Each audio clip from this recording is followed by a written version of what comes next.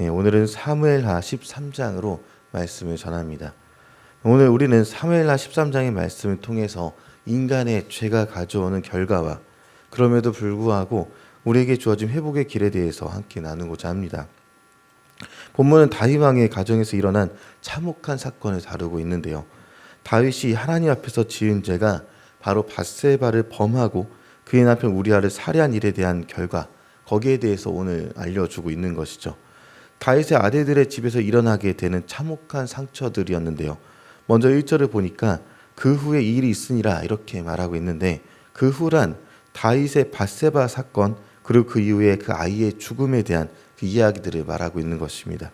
아버지인 다윗이여 밧세바를 욕보인 것처럼 다윗의 아들 암논이 이복 여동생인 다말을 범하는 일이 일어났습니다.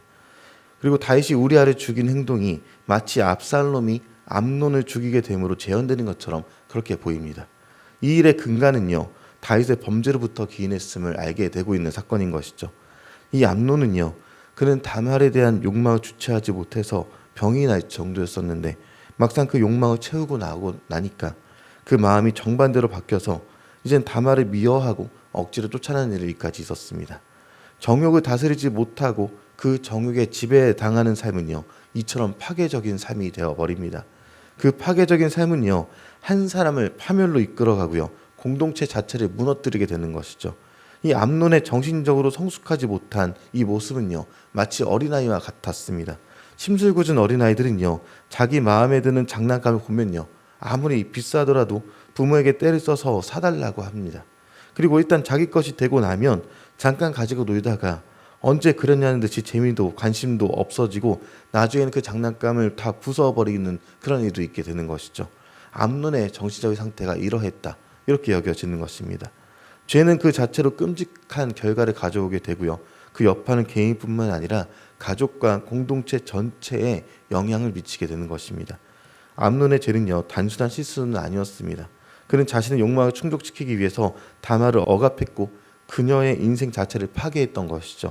이 사건은요, 다말 개인의 삶을 완전히 망가뜨렸고 그를 고통과 수치심 속에 살아가게 만들어 놓았던 것입니다. 자기 친누이 동생인 다말을 이복 형제인 암논이 욕되겠다는 것을 알게 된 압살롬이요, 20절에서 잠잠하라 이렇게 얘기를 하는데요. 압살롬이 다말에게 지금은 잠잠히 있으라 이렇게 말한 것은요, 암논을 용서하라는 뜻은 아니었습니다. 이 문제는 결국 아버지 다윗 왕이 알게 될 테니까 그때까지 잠시 기다려보자 였던 것이죠. 이 안에는요, 다윗이 공정하게 일을 처리할 것이다라는 어쩌면 일말의 기대감이 있었을 수도 있습니다. 그러나 안타깝게도 다윗은 이 일을 공정히 처리하지 못했고요, 공의와 정의를 행했던 사람이 죄로 인해서 공의와 정의를 잃어버리게 되었습니다. 21절을 보니까요, 다윗 왕이 모든 일을 듣고 심히 노하였다 이렇게 얘기를 하고 있습니다. 다윗은 그 마음에 심히 노하기는 했지만 실질적인 행동으로 징계를 내리거나 하진 않았던 것이죠. 압살롬은 다윗이 이 문제를 제대로 처리하지 않는 것을 보면서 결과적으로 암논을 죽이고자 그렇게 마음에 정하게 되었습니다. 또한 이 죄는요, 다윗의 가정에 큰 비극을 불러일으키게 되었던 것이죠. 압살롬은 암논에게 복수를 이루어내게 되었고, 그러니까 암논을 살해했고요, 이는 다윗 가정 내에서 분열과 갈등을 더 심화시키는 일이 일어나게 됩니다. 현대인들은요, 죄를 아무것도 아닌 것으로 여기려 하고 누구나 죄 가운데 살고 있으니까 괜찮은 것으로 여기려 합니다. 그러나 괜찮지 않은 것이죠. 죄는 참혹하고 추악한 것이며 이렇게 무겁고 무서운 것입니다. 우리는 죄가 가져오는 파괴적인 결과에 대해서 경고받고 있습니다. 로마서 6장 23절은요, 죄의 삭은 사망이다 이렇게 말하고요, 죄가 가져오는 최종적인 결과가 죽음이다라고 분명히 얘기해주고 있습니다. 죄는 하나님과의 관계를 깨뜨리게 되고요, 우리의 영혼뿐만 아니라 우리 삶 전체를 파괴하는 것이 바로 죄라는 것이죠. 본문에서 압살롬은요, 자신의 여동생 다말을 위해서 복수하기로 결정을 내렸는데요, 이는 아버지 다윗이 사울에게 행했던 모습과는 전혀 다른 양상을 보여주고 있습니다. 복수, 그러니까 자신이 칼을 갈아서 그 대상의 분을 풀고야 마는 이 행위는요, 누군가는 속 시원한 일이다 이렇게 얘기하겠지만 실은 자신을 상처 입히는 일이고 다른 사람을 상처 입히는 일이며 종국에는 공동체 자체를 파괴시키는 일이 됩니다. 압살롬의 복수는요, 더 큰 폭력과 고통을 초래했고 다윗의 가정에 큰 혼란을 불러일으키게 됩니다. 인간의 방법으로 정의를 실현하려고 할 때 우리는 종종 더 큰 죄와 고통을 초래하게 된다는 것이죠. 대부분의 시편에 보면요, 시인은 늘 하나님께 탄원합니다. 내가 원수를 갚지 않고 하나님께 탄원하니까 가장 선한 대로 이끌어 달라고 외치는 것이 시편의 내용들입니다. 이런 자세가 바로 우리 그리스도인들에게 필요한 것이죠. 예수님은요, 우리에게 복수 대신 용서와 사랑을 가르쳐 주셨고요. 마태복음 5장 38절에서 39절에 보니까 예수님께서 눈에는 눈, 이에는 이라는 옛 율법을 뛰어넘으라 이렇게 말씀하십니다.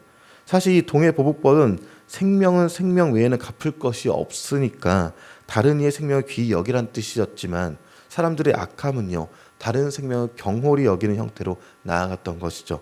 그래서 예수님은 말씀하시기를 악한 자를 직접 대적하지 말라라고 말씀하십니다. 누구든지 내 오른뺨을 치거든 왼편도 돌려내라 이렇게 말씀하시는 것이죠.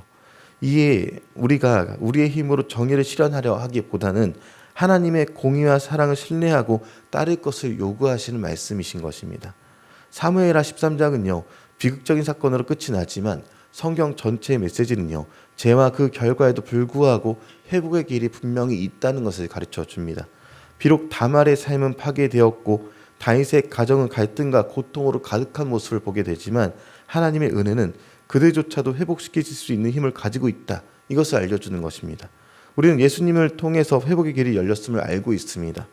요한복음 10장 10절에는요. 예수님은 내가 온 것은 양으로 생명을 얻게 하고 더 풍성히 얻게 하려는 것이다. 이렇게 말씀하고 있습니다. 예수님은요. 우리를 죄에서 구원하셔서 그 죄가 가져온 모든 파괴와 고통을 회복시키고자 그렇게 오셨던 것이죠. 그분은 우리의 상처를 치유하시고요. 우리의 죄를 용서하시고 새로운 생명을 주시는 분이십니다. 사무엘하 13장의 말씀은요. 인간의 죄가 얼마나 깊은 고통과 파괴를 가져오는지를 보여주었습니다. 그러나 우리는 여기서 멈추지 말아야 합니다. 죄의 결과에도 불구하고 예수님 안에서 우리는 회복의 길을 발견할 수 있어야 하는 것이죠. 우리가 겸손히 우리 스스로의 죄를 인정하고 하나님의 은혜를 구할 때 주님께서는요. 우리의 상처를 치유해 주실 것이고요. 우리를 새롭게 하실 것입니다. 우리가 이 세상을 살아가면서 죄의 유혹과 결과를 피할 수는 없겠지만 예수님을 통해서 회복의 은혜를 누리며 살아갈 수 있다는 것을 기억하고요. 우리 모두가 예수님의 은혜 안에서 진정한 회복과 새 생명을 경험하는 그런 저와 여러분이 되기를 축원드립니다.